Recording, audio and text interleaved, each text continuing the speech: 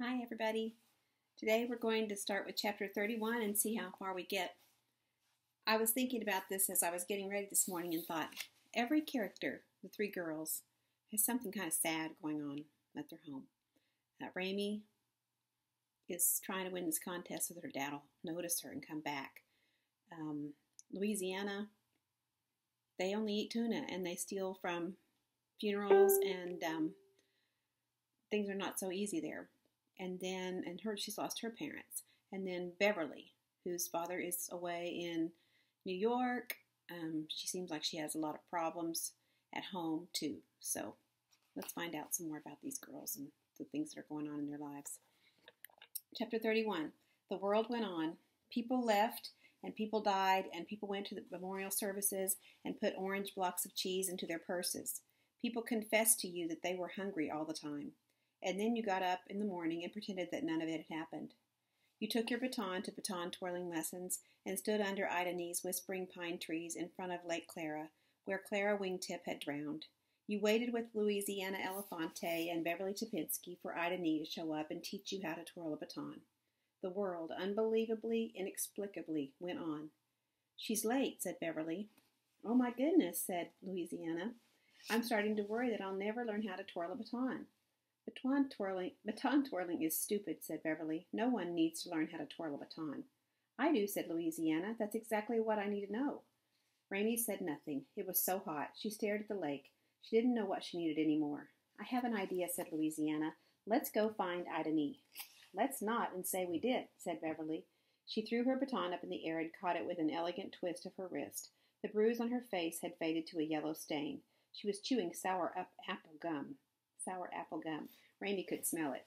"Well, I'm going to go find her," said Louisiana, "because I desperately need to win the contest and earn the money and stay out of the county home." "Yeah," said Beverly. "Right. We know all that already." "Are you coming with me?" asked Louisiana. When no one answered her, she turned her away from them and headed toward the house. Beverly looked at Raymie and shrugged. Raymie shrugged back, and then she turned and followed Louisiana. Okay, said Beverly. "If you say so. Besides, it's not like there's anything else to do." The three of them walked up to Ida Nee's gravel driveway. "We're the three rancheros," said Louisiana, "and we're going on a search and rescue mission." "You tell yourself whatever story you want to tell yourself," said Beverly. When they got to the driveway, they stopped and stood together and surveyed the house and garage. Everything was quiet. Ida Nee was nowhere in sight. "Maybe she's in her office," said Louisiana, "planning out what to teach us next." "Yeah, right," said Beverly. Louisiana knocked on the garage door. Nothing happened. Beverly came up behind Louisiana and reached around her and jiggled the doorknob. "This lock is no problem," said Beverly. She took her pocket knife out of her shorts and passed her baton to Raymie. "Hold this," she said. She went to work on the lock. She got a thoughtful look on her face. Said Raymie, "should we be breaking into Ida Nee's office?" "What else is there to do?" said Beverly. She fiddled with the lock for a few more seconds and then smiled a big smile. "There," she said. The door swung wide. "Oh, my goodness," said Louisiana. "That's a very good skill to have." "It beats baton twirling," said Beverly. Louisiana peered into the office. "Miss Nee," she said, "we're here for our baton twirling lesson." Beverly gave Louisiana a little shove. "If you want to find her so much, go inside." "Miss Nee," said Louisiana again. She stepped farther into the office. Beverly and Raymie followed her. The floor and the walls of the garage were covered in green shag carpet. The ceiling was green shag carpeted too.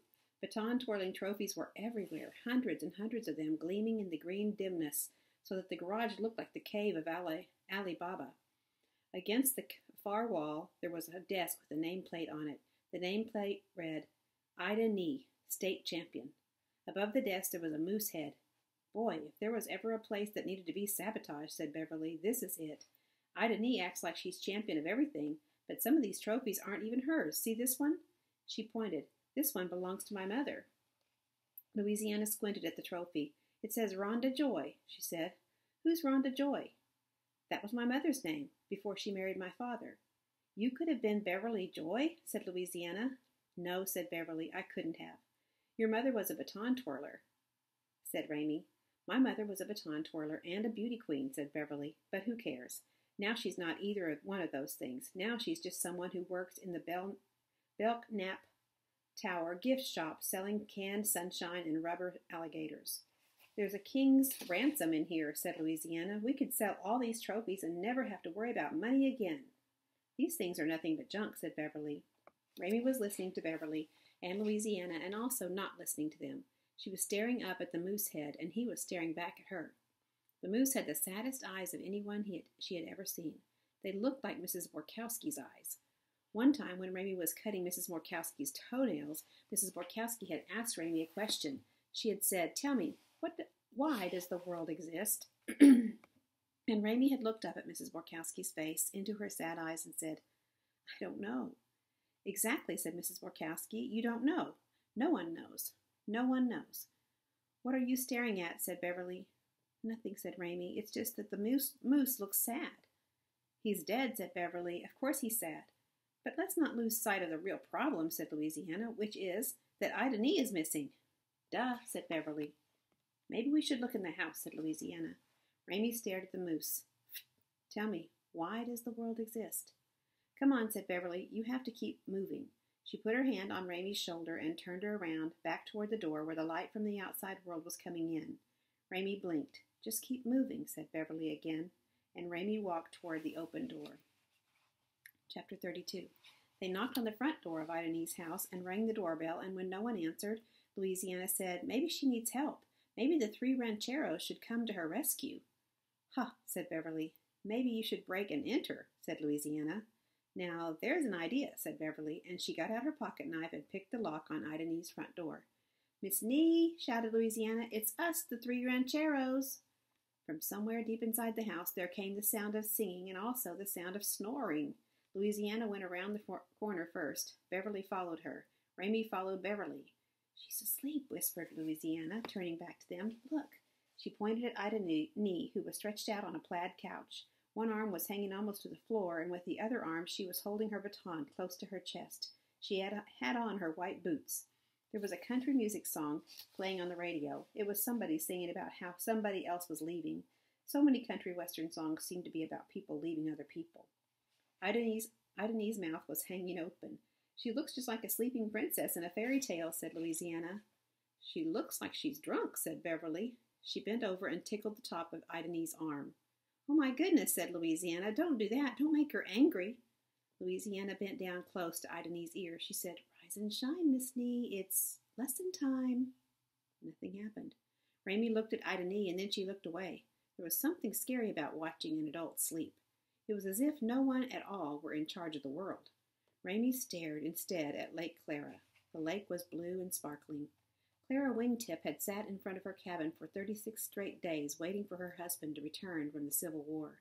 And then on the 37th day she went and drowned herself in the lake, by mistake, or on purpose. Who could say how it had happened? On the 38th day, David Wingtip had returned. But it was too late. It didn't matter. Clara was already gone. How long are you supposed to wait? That was another question that Raymie wished she had asked Mrs. Borkowski. How long should you wait, and when should you stop waiting? Maybe, thought Raymie, I should go out to the garage and ask the Moosehead that question. "Tell me, why does the world exist?" "I'm going to take her baton," said Beverly. "What?" said Raymie. "I'm going to take her baton. Watch." "No, no, no," said Louisiana. She put her hands over her eyes. "Don't do it. I can't watch." Beverly leaned over the sleeping Ida-Nee. The world became very quiet. The song on the radio ended. Ida-Nee stopped snoring. "Oh, no," said Louisiana from behind her hands. "Please," said Raymie. "Don't be such big babies," said Beverly. She bent over Ida-Nee, and the baton became a silver rope running through Beverly's fingers. "Ta-da!" said Beverly. She stood up. She held out the baton. It flashed in the light shining off of Lake Clara. "Oh, my goodness," said Louisiana.